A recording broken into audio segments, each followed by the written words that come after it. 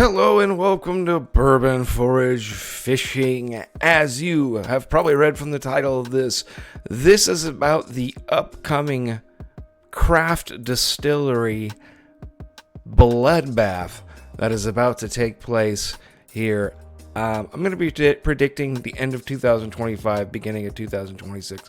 We're going to be seeing the beginnings of the craft distillery bloodbath. Now, the craft distillers, let's define what those are. Those are small distilling operations, and we lump in NPDs, non-producing distillers, blenders, folks. The people that take NGP labels and either blend them or take NGP juice and put their own sticker on them and charge a markup on that said product. Okay, folks, as I've covered in other videos, we've been, since the bourbon boom has really taken off in the early 2000s, we've seen an explosion in the creation and production and birth of these craft distillers. There were 75, wrap your brain around this, there are 75 craft distilleries in 2026 in the United States of America. In 2006. So this is 18, 19 years ago. There were 75 craft distillers. If we fast forward now to 2000, as of August 2023, we have 2,753 craft distillers in the United States.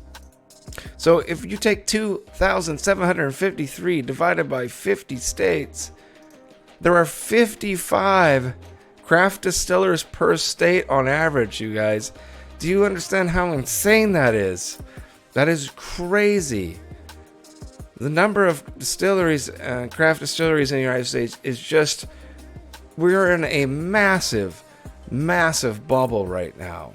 And since we have had all overall slumping in sales of whiskey and bourbon in the whiskey and bourbon markets, the numbers and the data coming up for the small craft distilleries and NPDs, and non-producing distilleries, NPDs is dark. It's gloomy, right?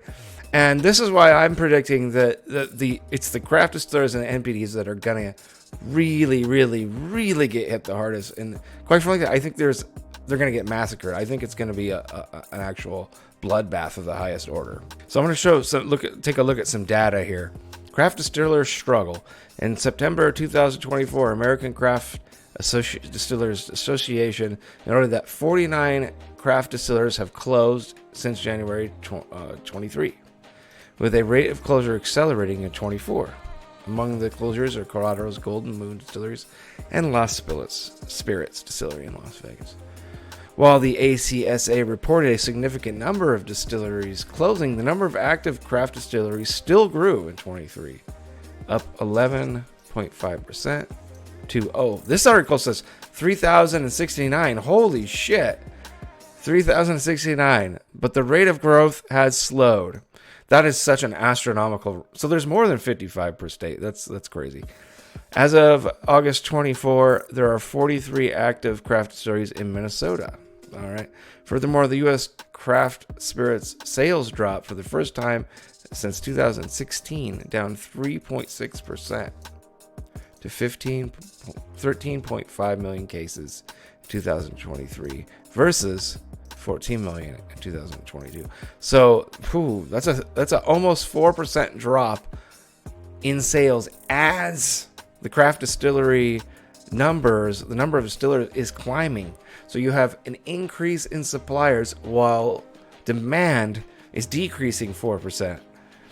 That's a recipe for just absolute disaster and devastation. U.S. craft distilleries are facing a crisis with an average of one distillery shutting down over the week, inflation and cutbacks. So this has started to been reported on in the media quite largely. And these numbers here are really, really startling, folks. Really startling.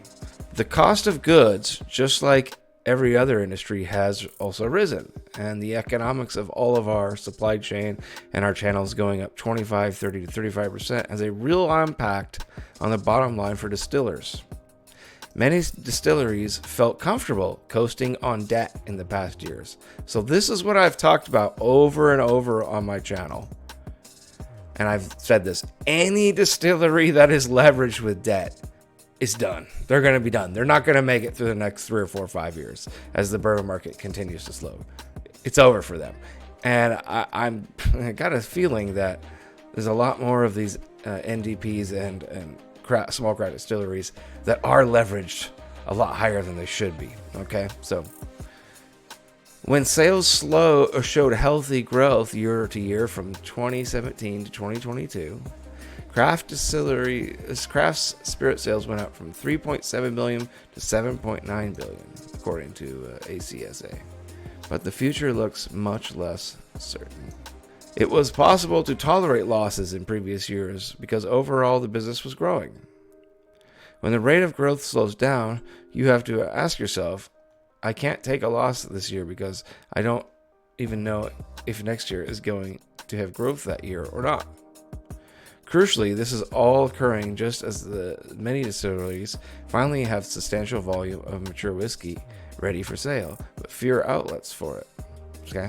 So this is also another thing I've talked about massively in great detail on the channel, is we're going to end up having a massive supply of whiskey that's going to end up being aged for a very long time because demand is coming down.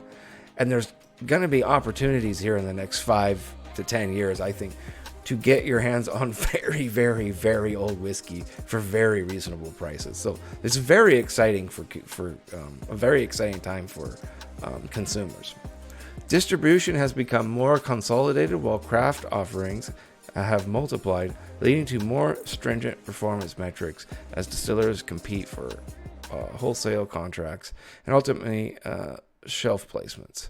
I've heard of some distillers about being dropped by distribution in some of their important markets.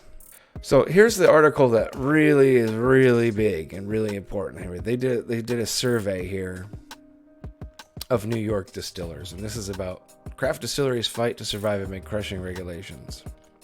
In 2012, Time magazine ran a piece titled "A Booze of One's Own: The Micro Distillery Boom," which heralded the coming rise of locally sourced, handcrafted, small batch distilleries that were popping up across America. And at the time, there were 250 craft distilleries in the country. That's amazing. Up from 50 in 2005. This is so incredible, these numbers. And the article boldly asserted that in just 10 years' time, there could be over 1,000. Well, they're right. There's over 3,000 now. I can tell you, 10 years from now, so that'll be 2035, there's going to be 1,000 less. There's not going to be 3,000 craft distilleries in the United States 10 years from now, folks. No way. A decade later, there were well over 2,600 craft distilleries in America, and the industry observers thought this was only the beginning. Outlets like Imbibe magazine ran headlines in recent as 2022 proclaiming craft distillery is booming and just getting started. That's amazing that people make. It's amazing that people make economic statements like that. It's mind-boggling. With some analytics predicting 29% compound annual growth in the coming decade. That's incredible, right? Yeah, no, not so much. Recent headlines have told a different story. Reports of scores of distilleries closing in New York, D.C., and across the South. Over 20 distilleries have closed in the past few years in New York, the number 2 state in America. So this is the really important thing that I was talking about.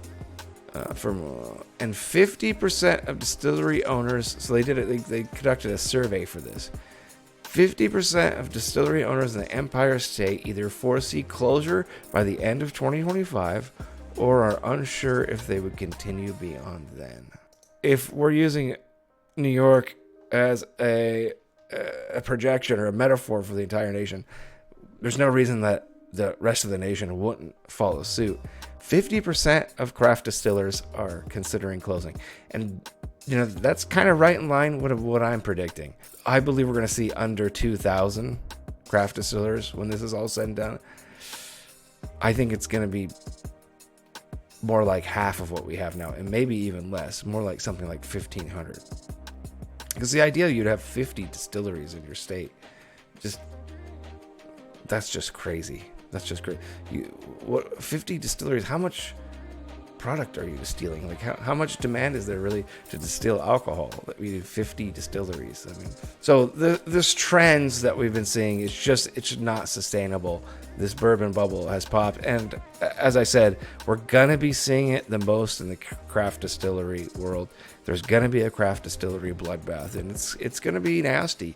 I wouldn't even be surprised if people are just giving away distillers, like pot stills, column stills, big, the big vats that they age it in.